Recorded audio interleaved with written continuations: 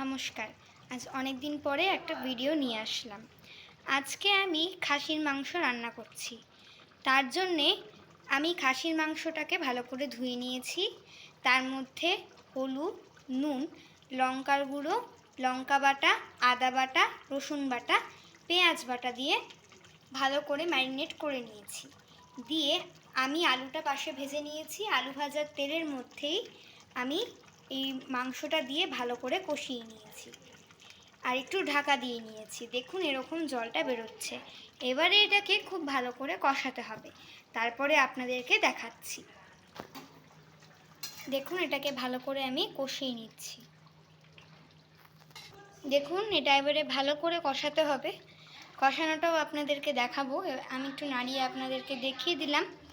তো এবারে এটা ভালো করে কষুক, আপনাদেরকে তারপরে দেখাচ্ছি পরের স্টেজটা। এই যে দেখুন আমরা মাংসটাকে কষাচ্ছি। যতক্ষণ না এর জলটা শুকিয়ে যাবে আমরা ততক্ষণ এটাকে কষাবো।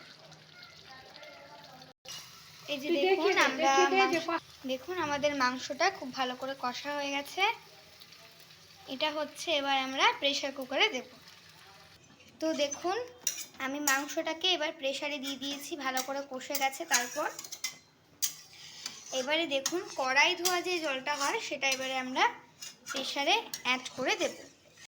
দেখুন আপনারা এখানে আমি অ্যাড করে দিয়েছি এবার কড়াই ধোয়া জলটা।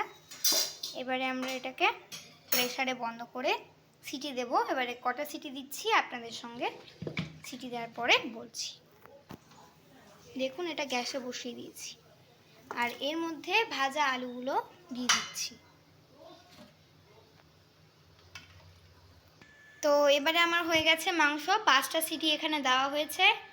এভাবে করে আপনারা বাড়িতে বানিয়ে খাবেন। লাইক, শেয়ার, কমেন্ট এবং সাবস্ক্রাইবও করবেন। আর এরকম আরও ভিডিও পাওয়ার জন্যে আমাদেরকে কমেন্ট করে জানাবেন।